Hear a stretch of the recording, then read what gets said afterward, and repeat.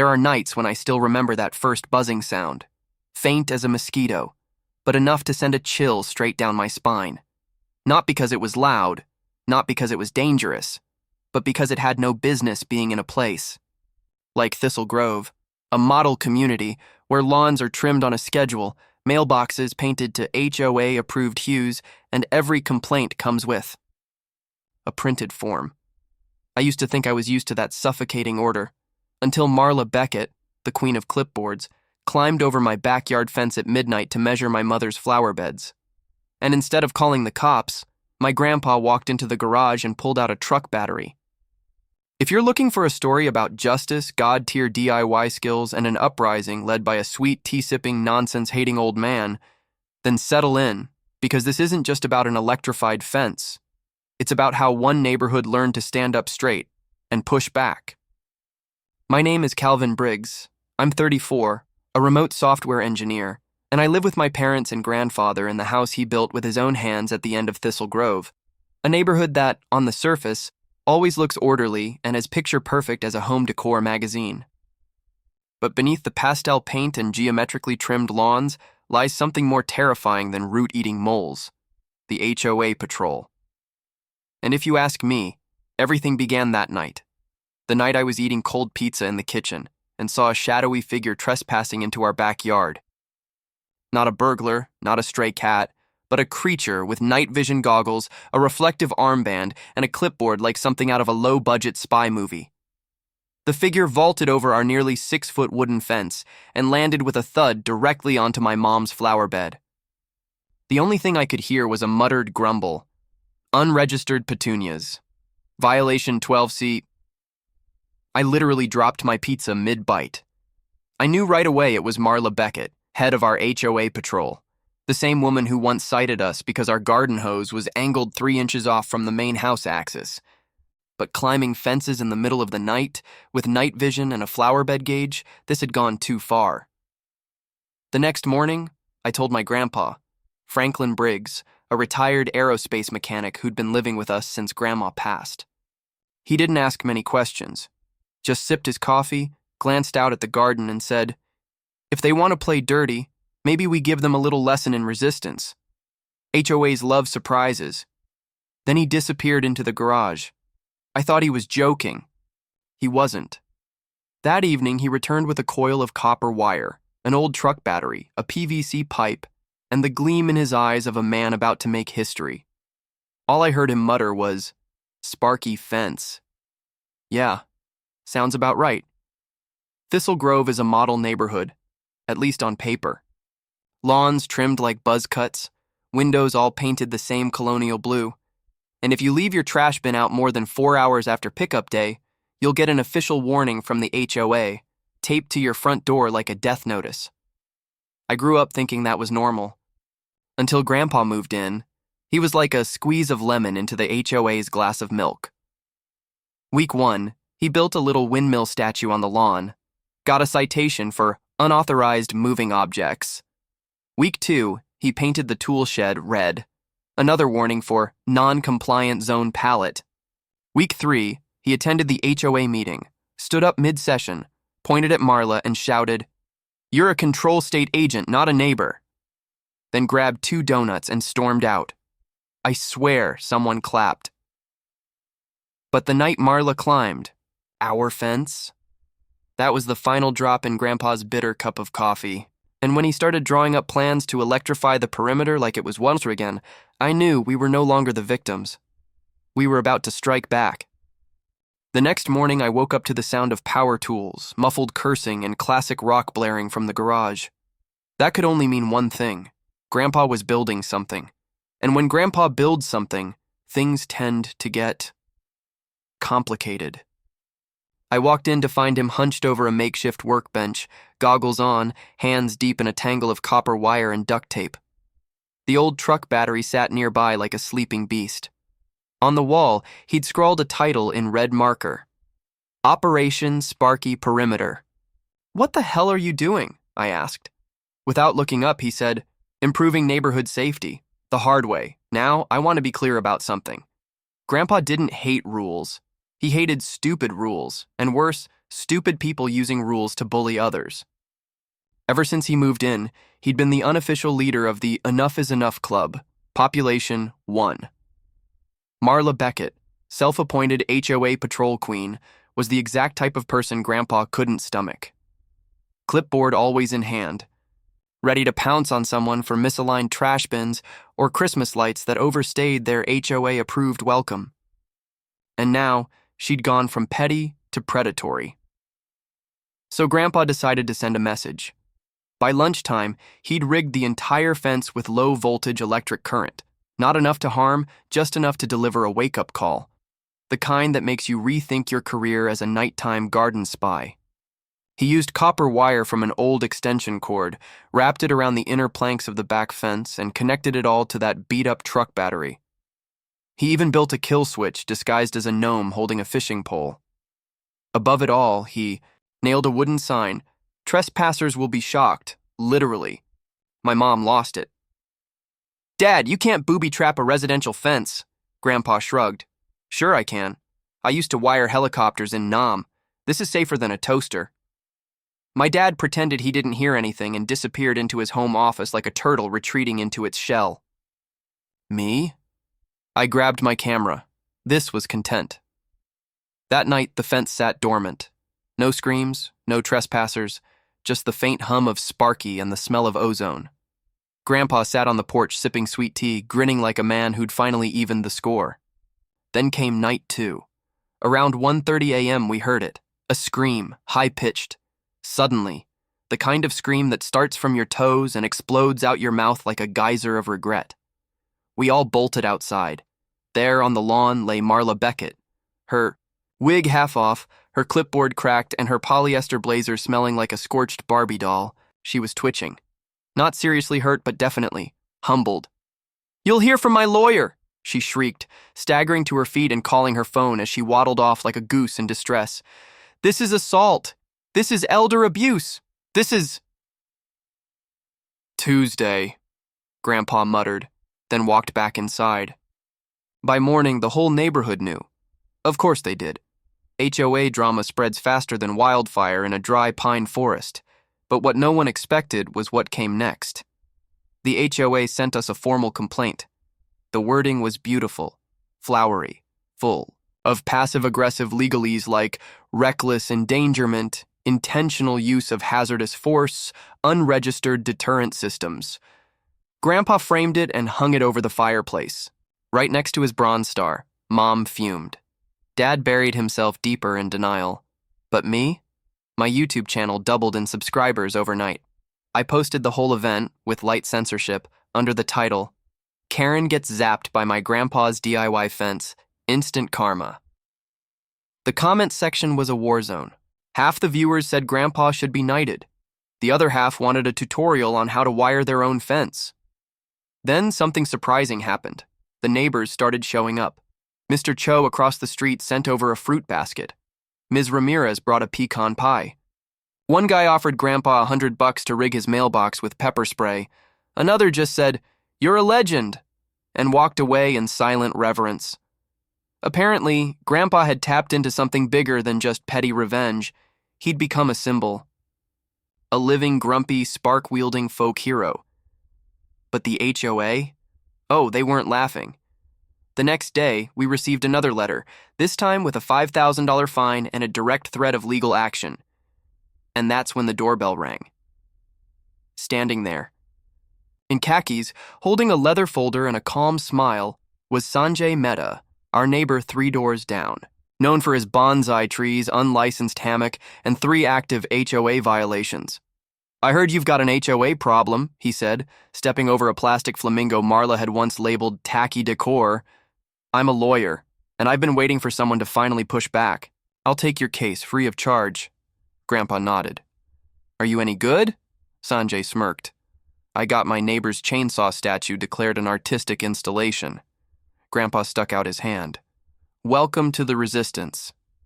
We didn't know it yet, but that handshake was the start of something bigger. The war had officially begun, and this time, we had legal representation. 3 weeks later, I found myself sitting in the back row of the Grudge County Courthouse, chewing on a gas station granola bar while Grandpa whispered military terms under his breath. "Sanjay's our artillery," he muttered. "I'm just the decoy." "The old bait. Please don't say that to the judge," I whispered back. We were there to fight the $5,000 HOA fine for what they called weaponizing residential infrastructure and electrical misconduct of a non-certified enclosure. Translation? Grandpa built a harmless electric fence and shocked their queen bee. But the HOA didn't just want a fine. They wanted to make an example of us. And judging by the stiff man in a pinstripe suit representing them, they brought their top enforcer. His name was Mr. Donnelly, a man so tightly wound I half expected him to creak when he walked. Slicked back hair, zero neck movement, and a face like someone had just insulted his shrubbery. Across from him sat Sanjay Mehta, cool as a cucumber, flipping through a manila folder labeled Brenda Gate. The judge walked in, Honor Judith Pennington. Short, gray-haired, with glasses on a chain and an expression that said, "I don't have time for suburban circus nonsense." "Let's begin," she said dryly, adjusting her robe. Donnelly went first. He painted a picture of Grandpa as an unhinged lunatic with a flair for vigilante justice, called him a dangerous tinkerer and an escalating threat to neighborhood harmony. Sanjay just waited, calm, almost amused. Then it was our turn. "Your Honor," Sanjay began, "this case is about boundaries, physical and legal. My client's fence wasn't illegal. The shock was mild, documented, and more importantly, a response to repeated unauthorized trespassing." He pulled out a USB, Exhibit A footage of HOA Patrol Officer Marla Beckett trespassing on private property multiple times. The judge nodded. A bailiff connected the screen, and then we all watched, Marla scaling our fence like a budget. Ninja Marla poked through our compost bin with a ruler. Marla measured the distance between our garden gnome and the edge of the flower bed. And yes, Marla, mid-squat, eating one of Grandpa's tomatoes. Raw. No shame. The courtroom was silent. Someone in the back choked on their coffee. Grandpa leaned over and whispered, "You think I could get that tomato back as evidence?" The judge held up her hand. "Enough," she said. "Mr. Donnelly, does your client deny this behavior?" Donnelly stood. "Your Honor, Ms. Beckett was performing routine community integrity monitoring." The judge's eyes narrowed. "That's not a legal thing. That's just weird." But the real bombshell came next. Sanjay clicked the next slide. Exhibit B. Doorbell cam footage from multiple neighbors.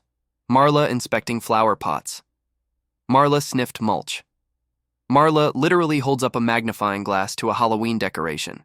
It was a montage of suburban surveillance madness. And then, like a cherry on top of a crazy sundae, Sanjay presented Exhibit C, the HOA fine sent to Pastor Reynolds. For aggressive ivy. The judge blinked. Aggressive ivy? "Yes, Your Honor," Sanjay said. "Apparently it crept too fast." The courtroom erupted in muffled laughter. Even the judge cracked the faintest of smiles. Then she composed herself and sighed. "I've heard enough. Her ruling was complicated. Mr. Briggs, while your actions were not technically illegal, electrifying a fence, even mildly, is a gray area at best." Grandpa started to speak, but Sanjay gently nudged him. She continued. "Therefore, you are ordered to deactivate the fence, pay a reduced fine of $500 for unauthorized modification, and receive a formal warning." Then she turned to Donnelly. "As for your client, she trespassed, repeatedly, and ate someone else's tomato. You may tell Ms. Beckett she is suspended from HOA patrol duties until further notice." The gavel hit the bench. Bam. It wasn't a full win, but it sure as hell felt like one. That afternoon, word spread like wildfire. Marla was out. Temporarily, but publicly. Her clipboard privileges were revoked. Her patrol badge was confiscated. She was disarmed. And Grandpa? Grandpa was glowing. He walked down the street like a returning war hero. Kids started calling him Shock Grandpa. One of them spray-painted "Don't Tread on Briggs" on the HOA mailbox. People brought pies. Mr. Cho unveiled his illegal bonsai tree from the garage like it was a trophy. Ms. Ramirez installed pink flamingos in defiance of the HOA's visual consistency clause. The neighborhood was waking up. People were no longer afraid.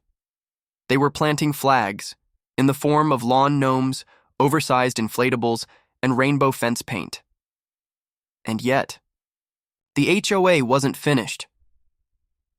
2 nights after the court ruling, Grandpa noticed something strange. The wires on the fence? Gone. Yanked clean, buried under mulch, carefully covered like someone was trying to erase all evidence. "Professional job," Grandpa muttered, inspecting the soil with a flashlight. This wasn't vandalism. This was sabotage. And for the first time, I saw something new in his eyes. Not anger, not triumph, but a flicker of unease. He didn't fix the fence that night. Instead, he went into the garage and locked the door. By morning, he had a new blueprint taped to the wall. It showed a sprinkler system with motion sensors and glitter payloads. "What is this?" I asked. He looked up, eyes gleaming. "Insurance." Grandpa didn't sleep that night. I know because I didn't either. Every time I walked past the garage, the lights were still on.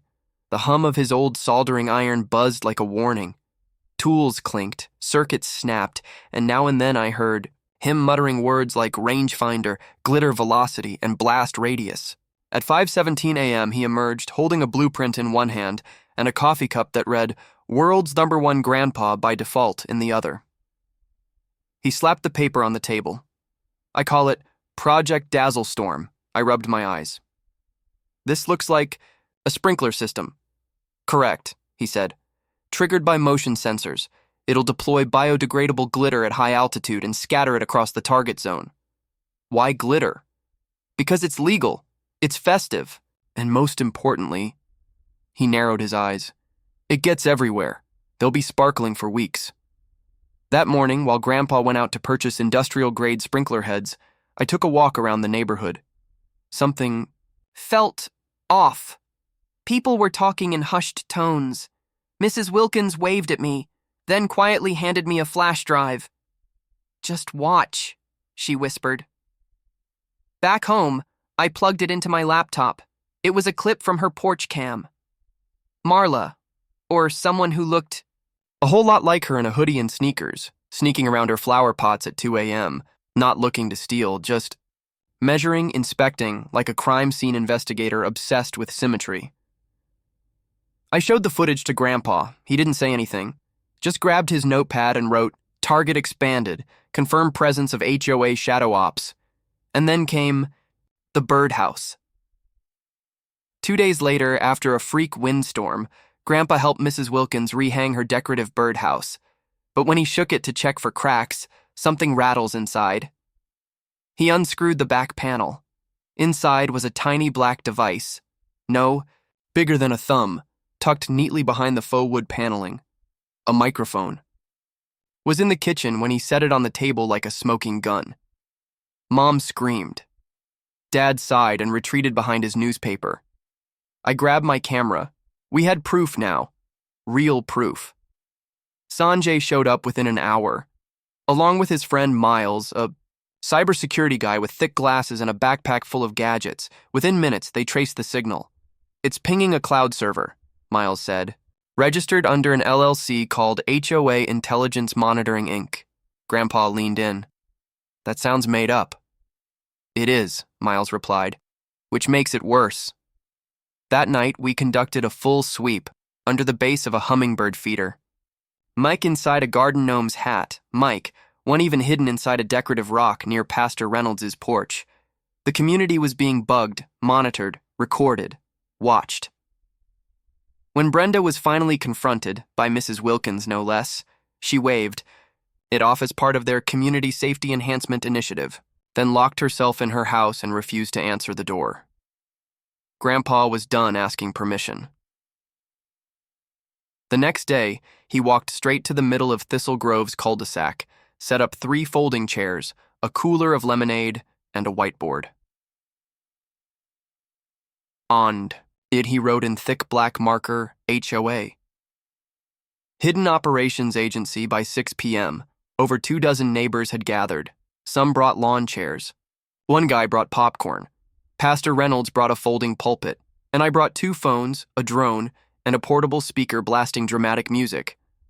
Sanjay stepped up first. He laid out the timeline.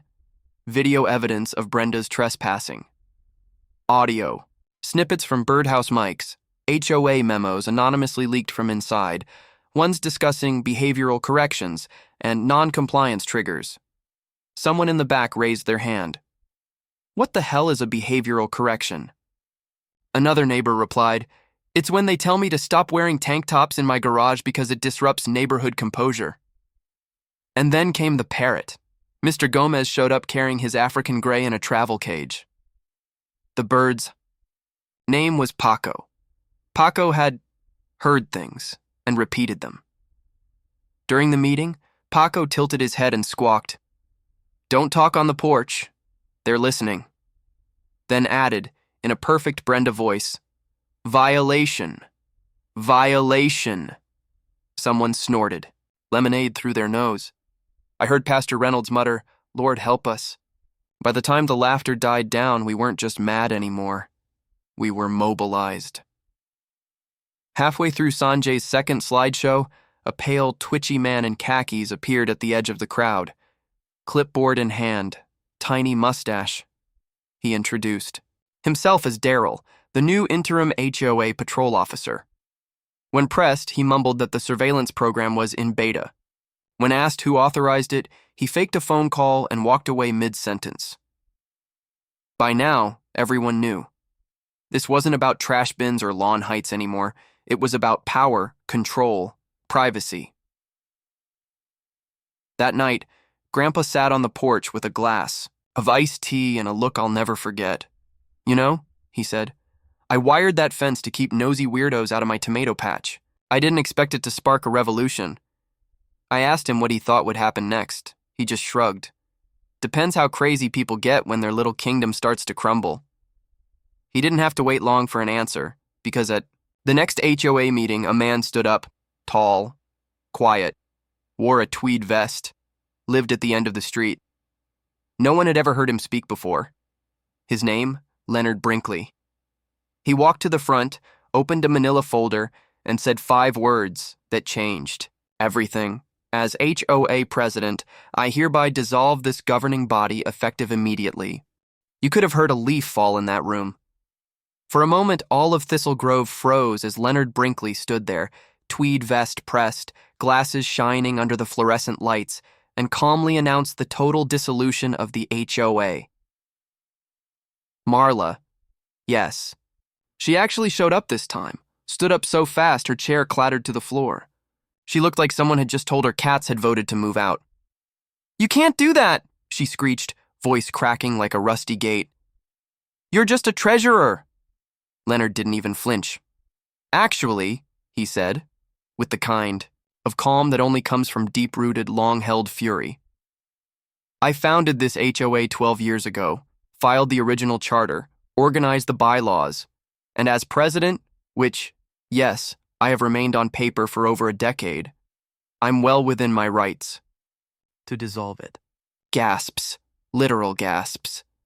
One woman clutched her pearls. Someone dropped a reusable water bottle.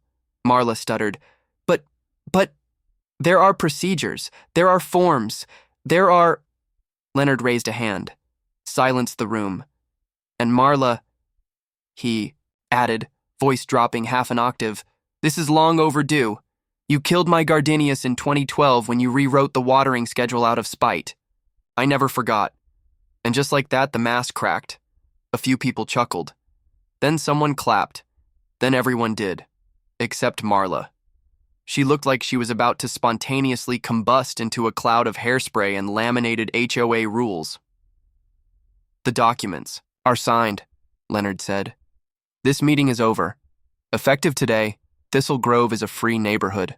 The celebration started before we even got home. Someone let off a confetti cannon, left over from a baby shower that had been cited by the HOA for being too whimsical. Neighbors hugged. Strangers laughed like old friends. Someone opened a bottle of wine right there on the sidewalk. Grandpa stood next to me, stunned silent. "You okay?" I asked him. He blinked. "That's not how I thought the war would end." Then he leaned closer and whispered, "Still, we should probably keep the glitter sprinkler just in case." The following weeks were nothing short of liberation. Pink flamingos, once banned, sprouted like mushrooms on lawns. The Ramirez family inflated a 12-foot rubber duck just because they could. They added a sombrero the next day. Mr. Cho began offering bonsai trimming classes out of his garage. Ms. Wilkins strung up Christmas lights in September. No one said a word, except to say nice work. Kids spray-painted no rules, just yards. On the old HOA signpost. Marla's house, quiet. Her mailbox sagged. Her lawn grew a little wild. She even started ordering groceries through third-party delivery to avoid facing the neighbors. The whole street felt like it had exhaled for the first time in years. And Grandpa rewired the fence again. Only this time, it didn't shock, it sang, and every time someone triggered the motion sensor, it played classic rock. Sweet Home Alabama, Born to be Wild, Eye of the Tiger. Our backyard became a jukebox of petty freedom. One night, a raccoon tripped and danced under the full moon to Don't Stop Believin'. I filmed it. 300,000 views on TikTok. We were riding high. Then the drone returned. I was taking out the trash when I heard it, a faint buzzing high above. At first I thought it was just a mosquito on steroids. But then I looked up and there it was, a drone, black, silent, watching. It hovered for a second, then zipped away like a shadow with wings. Inside, Grandpa was already sketching again. "What now?" I asked. He didn't even look up. Anti-air, Next morning we found an envelope in the mailbox, typed, bland, corporate in that terrifyingly neutral way. "You've been warned. Dismantle all unauthorized modifications. HOA surveillance program. Phase 2 has begun." There was no name, no return address, just the implication of something bigger. Grandpa stapled it to the garage wall, right next to his blueprint, and in thick black Sharpie wrote above it, "Battle plans, the war wasn't over." It had just changed shape, from citations to covert ops, from yard signs to espionage, and somehow, in the middle of it all, Thistle Grove had become the epicenter of a suburban resistance movement, equal parts ridiculous and righteous. People weren't just standing up to HOAs. They were laughing in their faces while planting flamingos on their lawns and blasting Led Zeppelin over motion-triggered fence posts. Flamingo Nation had risen. And Grandpa?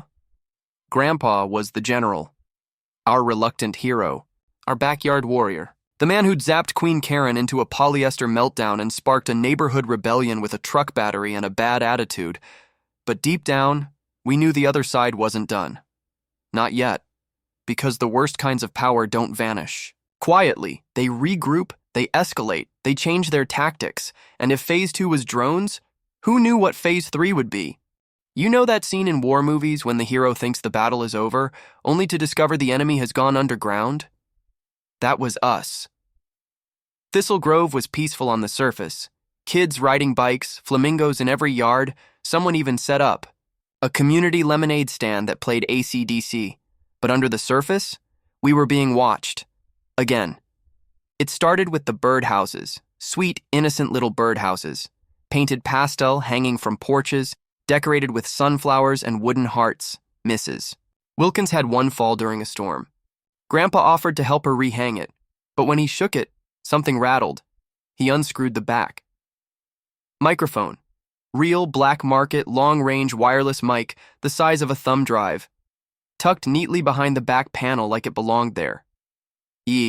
Brought it back to our kitchen like it was a dead rat on a dinner plate. Mom screamed.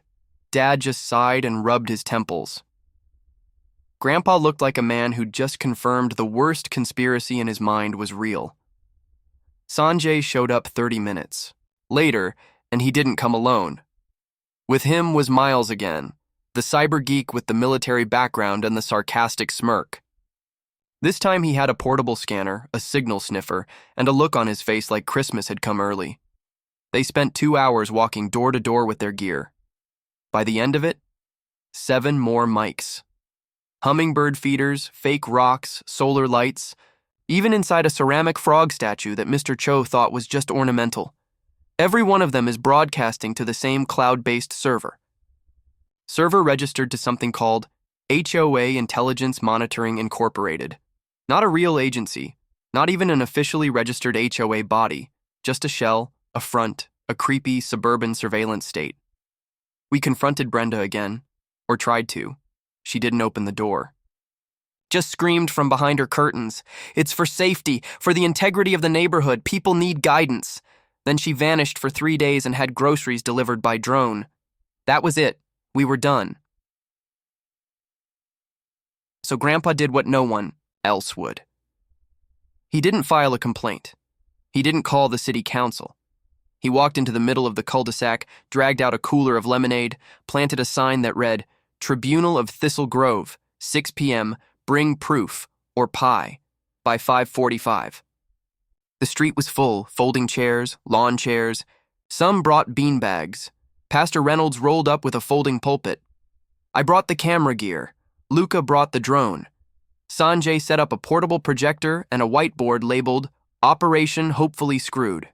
And so began the first official Tribunal of Thistle Grove. Grandpa opened the floor with a few words. "We don't want chaos. We just want peace. But peace doesn't come when you're being watched through your birdhouse." Then Sanjay took over. He played video after video, Brenda sneaking through yards at night, hidden mics buzzing with whispered conversations, email leaks from anonymous sources showing terms like behavioral adjustments and visual non-compliance. Correction. One of the memos even proposed a porch-sitting curfew for unproductive residents. It hit like a punch to the ribs. People gasped, cursed. Someone threw their HOA welcome packet into a citronella torch and watched it burn. Then came the neighbors' testimonies. One guy said he was cited for playing jazz at 7:05 p.m. 5 minutes after HOA noise curfew, Ms. Ramirez admitted she'd been hiding a purple wind chime in her garage for 6 years. Carol said she was fined for planting tulips in non-native formation. And then Mr. Gomez rolled up with his parrot, Paco. He placed the cage on the table, cleared his throat, and said, "Paco, what did you hear?" The bird cocked its head, blinked, then let out a clear, robotic voice. "Violation. Violation. Don't talk on the porch. They're listening." It was exactly Brenda's voice. Half the crowd burst out laughing. Someone cried. I nearly dropped the camera. Even Sanjay clapped. But then the final act. The confrontation. Because halfway through the tribunal, Daryl arrived, clipboard, pale, nervous mustache twitching.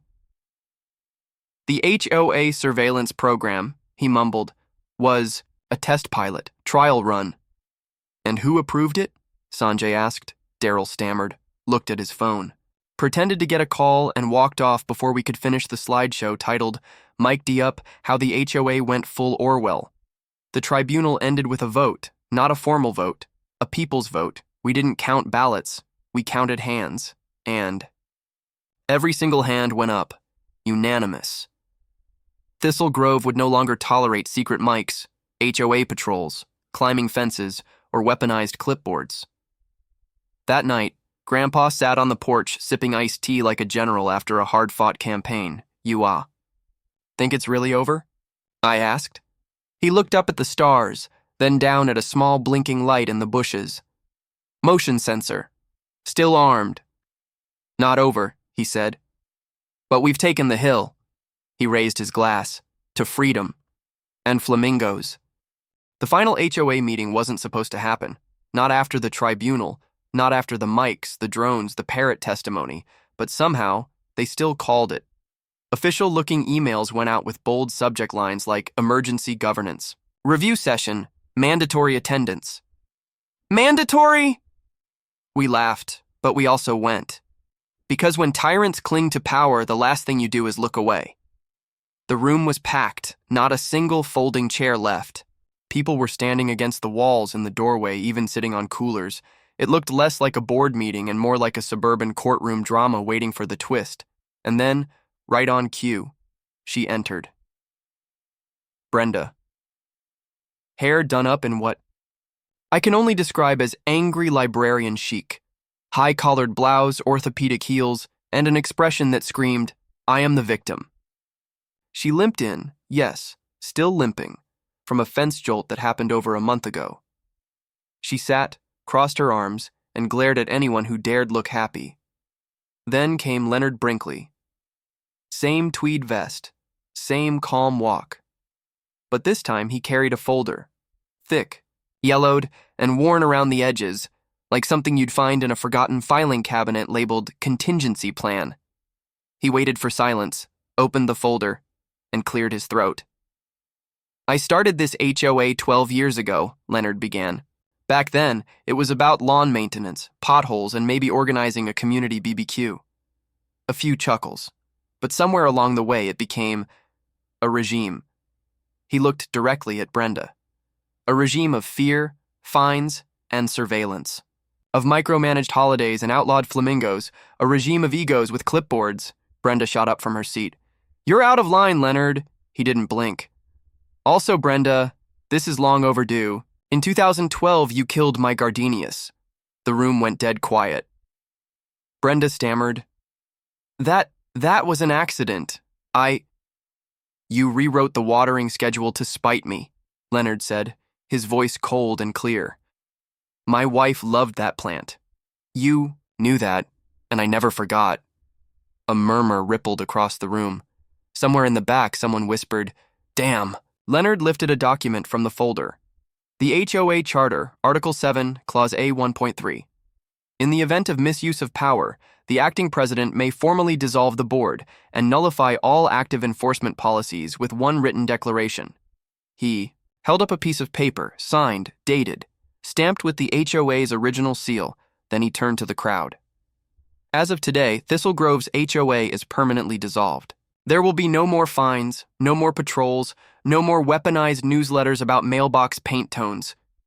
He paused, then added, almost casually, "Also, Brenda, your surveillance program? That was illegal. Sanjay is drafting the lawsuit. You'll be hearing from him shortly."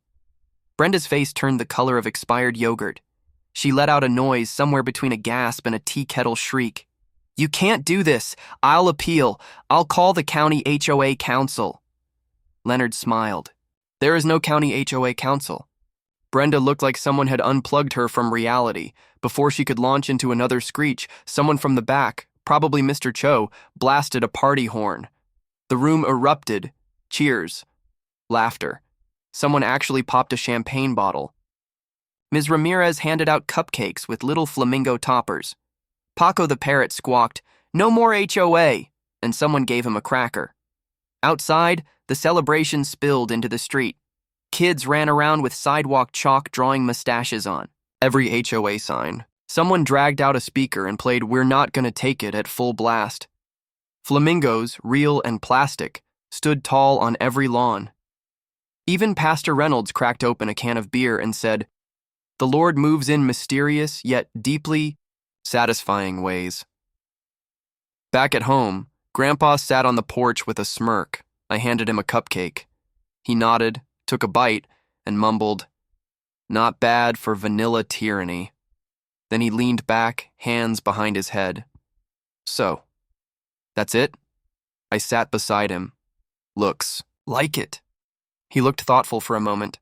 $12 says Brenda tries to start a secret underground HOA. I laughed. "If she does, we'll wire the mailboxes with glitter bombs." He clicked his sweet tea to my root beer, to freedom, to lawn gnomes, and to the fall of Queen Karen. Thistle Grove finally found peace, at least for a little while. The mailboxes no longer stood in perfect rows. Fences were painted neon purple, and plastic flamingos reigned proudly over every lawn like monuments to suburban freedom. The former, HOA headquarters, once filled with fine slips, cold coffee, and passive-aggressive meetings, was now a free book exchange and part-time taco stand on Sundays. But as you probably know, peace in a neighborhood is only ever temporary. That evening, I had just locked up the garage when I heard it, a soft buzzing, quiet, but suspicious. I looked up. Drone. Small. Black. Floating silently in the night sky like a nosy fly. It circled once, hovered above our roof for about 3 seconds, then vanished into the dark. No sound, no trace, just a lingering feeling of being watched. Clinging to the back of my neck, I rushed inside. Grandpa was in the garage, as usual. Didn't look up, didn't seem surprised. Hands still sketching under the glow of a neon light. Motion sensors, water jets, rotating platforms, and... Was that glitter? I raised an eyebrow. What is it this time? Without pausing, he answered, Anti-aircraft. I choked. Seriously? Yep, he said. They're not crawling on the ground anymore. They've taken to the skies. Next morning, another envelope showed up in our mailbox. No sender, no return address, just a coldly typed message. Cease all unauthorized landscaping modifications. Discontinue installation of anti-intrusion devices. HOA Surveillance Initiative. Phase 3 has commenced. This is your final warning. Grandpa didn't say a word. He simply pinned it to the wall in the garage, next to the 2 previous warnings, and wrote in thick black marker. Phase 3, flying rats. Then went back to soldering wires, like it was just another part of his morning routine. But the real shock came that afternoon. Mrs. Wilkins called us over to her place. Inside a brand new solar-powered lamp that had been accidentally delivered. To her porch, Miles, the cybersecurity guy, found a tiny camera, expertly hidden beneath the reflective casing. Logo, HOA My short for HOA Intelligence Monitoring Incorporated. Not an official organization, not an elected neighborhood body, just a covert surveillance network. That night, Grandpa didn't sleep. He sat out on the porch, iced tea in hand, eyes locked on the sky like a war vet on watch. I didn't start this war, he muttered. I just wanted to protect my damn tomatoes. I nodded. But now you're protecting the whole neighborhood, he smirked. Don't get dramatic. But then he added under his breath, that woman's not done yet. You mean Brenda? He nodded. That kind doesn't quit. They infect the system. 2 days later, someone left a birdhouse on our porch. No note, no explanation. Looked cute enough, sky blue with white trim, but Grandpa wasn't fooled. He unscrewed it with a Phillips head. Inside wasn't a mic. It was a USB drive. And what was on the USB leaked files.emails? Between Brenda and a private company specializing in residential compliance management. Documents outlining a plan to launch a new HOA, fully privatized, unsupervised, funded by residents invested in neighborhood security. Brenda was building HOA 2.0. We did the only thing we could.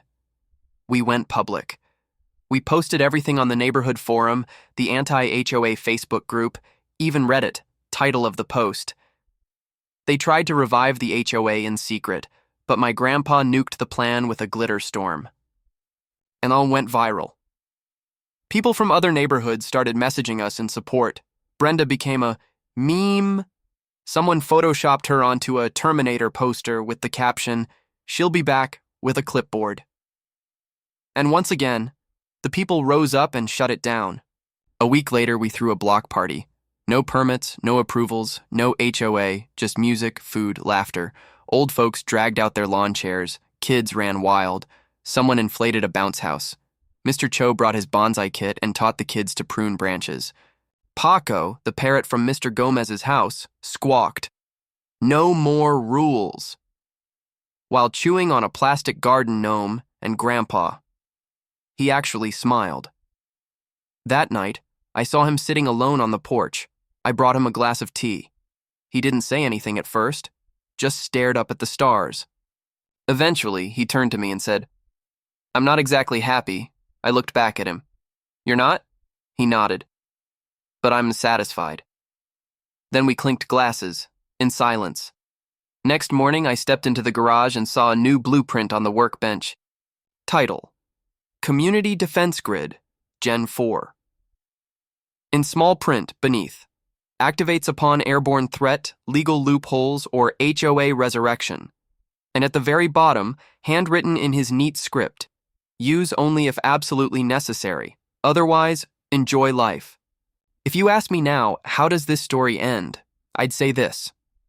At Thistle Grove, no one gets fined for mowing the lawn the wrong direction anymore. But the skies are still guarded. And my grandpa? He's still building something with the most contented smile I've ever seen.